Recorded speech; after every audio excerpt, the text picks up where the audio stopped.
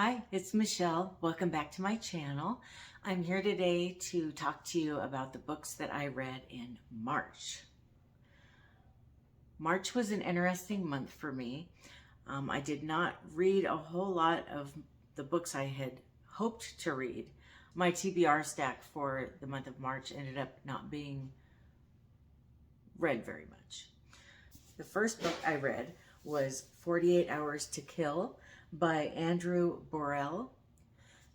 This book is about a man named Ethan who is in prison, and he gets a furlough to go to his sister's funeral, which sounds a little bit unusual, and it turns out in the book it is unusual, because I was thinking, I didn't know that people got to do that, especially in his case. He was given furlough without an escort. But that's where the book went. So it didn't quite feel realistic in that way. But Ethan gets out and he decides that he feels like the cops are really dragging their feet on trying to solve what happened to his sister. And then I found out, as I started reading, they haven't even found her body yet. They've proclaimed that she's dead and they are having the funeral, but they're burying an empty casket. So he sets out not just to find out who killed her, but where she is and what happened to her. It's a very good book. I definitely enjoyed it. I think especially this was this author's debut novel. I think for a debut novel, it was spectacular.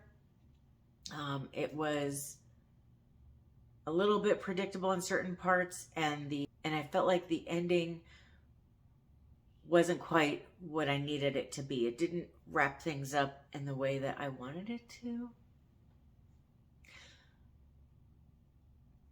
It kind of left certain things open, but then closed things that I didn't think needed closing. But it was a very easy read. It was very fast paced. It was hard to put down, and I was thinking about the book when I wasn't reading it.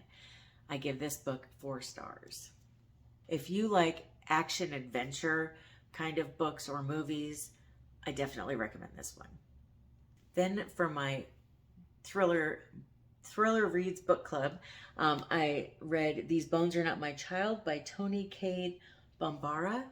This book is about a woman named Zala, and her and her husband are split up. They don't live together. They date other people, but they're not actually divorced. So her husband, they call him Spence. Their last name is Spencer, and their son has disappeared. And this is a very slow burn book about trying to figure out what happened to their son. Is he still alive?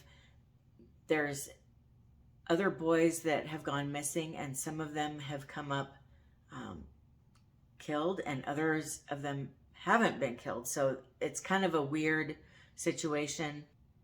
It's based on real events that happened in the early 80s in Atlanta. This book does really go into racism in the sense that when a child or even an adult goes missing, why do we, as a country, why do we tend to only really look aggressively for people that are white? And add to that layer, why is it only really good looking white people? It's kind of weird, right? So this definitely goes into that. I thought it was, if you're trying to understand racism and you're trying to understand where people are coming from, I think this book is a really good book to read. Now, here's the crazy part, though. It took me 2.5 weeks to get to page 193, and I decided I had to put it down. And this is really bizarre to me. I have not had a book affect me like this since I read Hot Zone. Hot Zone, I don't know if you've read it, but it's a book about Ebola and what it can do to the body. It's this crazy book. And I was so nauseated after getting a certain amount through the book that I couldn't finish it. It was just too much for me. Well, this book I was enjoying it, but it was affecting me in a really negative way. I was having nightmares and I kept waking up with very mild panic attacks, and the nightmares had to do with the book. And I was trying to figure out why this book was so upsetting to me, because I could see how it might be triggering for parents to read it, but I don't have kids, so I couldn't put my finger on it. And then it finally occurred to me, I think what really bothered me so much about this book is that feeling of having people not believe you when something happens, and having people blame you for something happen that maybe wasn't your fault. That's the only thing I can think that affected me so much about the book. But the nightmares and the mild panic attacks, that was a bit too much for me. So I finally decided I really needed to take care of my mental health and just put the book down. I did think it was good though. It's very slow, but it was good.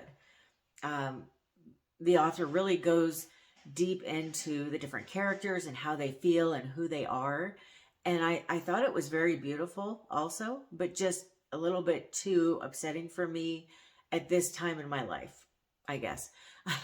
So I'm hoping that maybe in 6 months or a year, I can pick it back up and finish it, because I really do want to know what happens. I was really interested in the book, but because it was affecting me in such a negative way, I decided not to finish it yet. But I do recommend it. Then I read the Color Me Murder book, which is the Pen and Ink series #1 by Krista Davis. And she's my favorite. My favorite cozy mystery series is penned by Krista Davis. And I thought, well, this is the one series I haven't read of hers. I would like to give it a chance. Well, I didn't buy the book. I was trying to listen to it on audiobook. And I hate to say this, but I'm just going to admit this. I did not like the voice actress.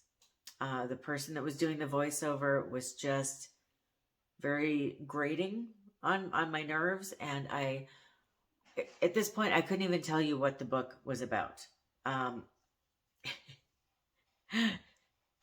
I think the premise was really good. I'm sure I would enjoy it if I sat down and just picked up a physical copy of the book, but the voice actress was too much for me. It was very distracting.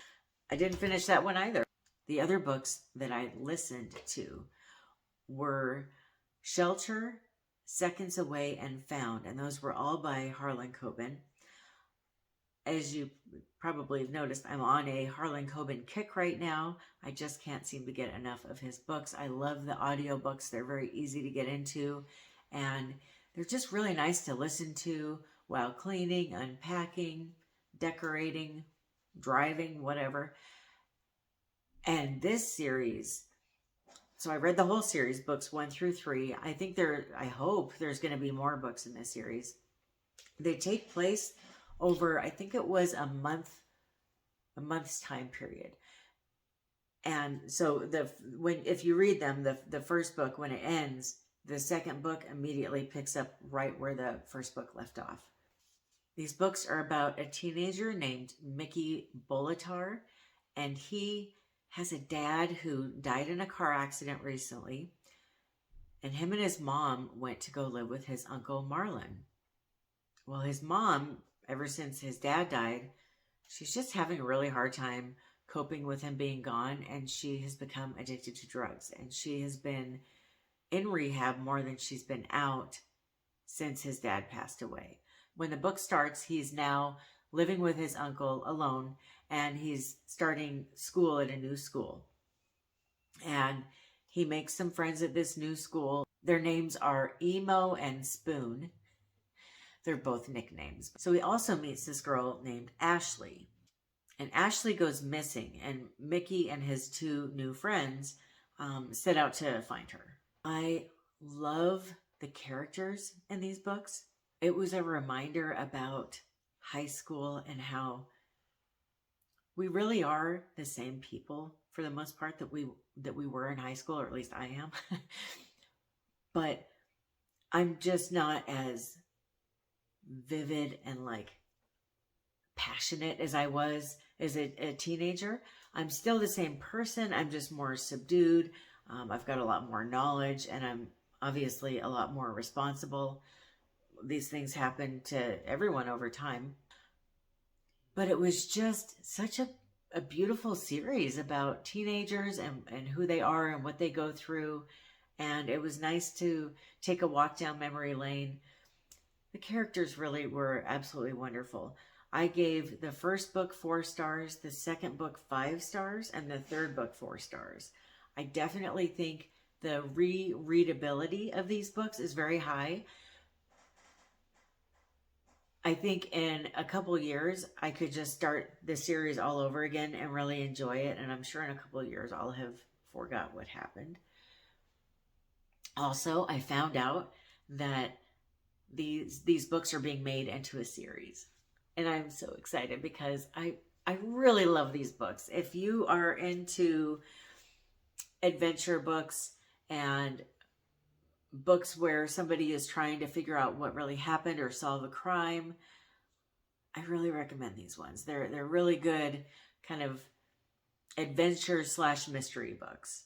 And I also wanted to let you know, I had read a book called The Dry by Jane Harper, and I really enjoyed it. I think I gave it 4 stars. That was before I had a BookTube channel. But I did really enjoy it, and there's a movie out now I discovered called The Dry about this book. And I wanted to tell you about it because if you did read the book, I definitely recommend watching the movie. Or if you're not planning on reading the book, go ahead and watch the movie. Usually when I read a book, I hate the movie. I really enjoyed the movie too. I thought they did a really good job of sticking with the book and keeping the elements of the book that I enjoyed alive in the movie. So I definitely recommend that if you're looking for a good thriller to watch. One of the books that was on my TBR for March was the Book of Cold Cases by Simone St. James. I did start that book, but I started it on the 30th of March, and I'm just about done. I'm sure by the time you watch this, I'll have been done with this book for a couple days, but I'm going to just go ahead and do a review on it in April, since most of the book will have been read in April. Be sure to tune in on Friday. I'm going to be posting a video that will be a huge book haul. It will be 2 new books and a bunch of used books that I found at thrift shops.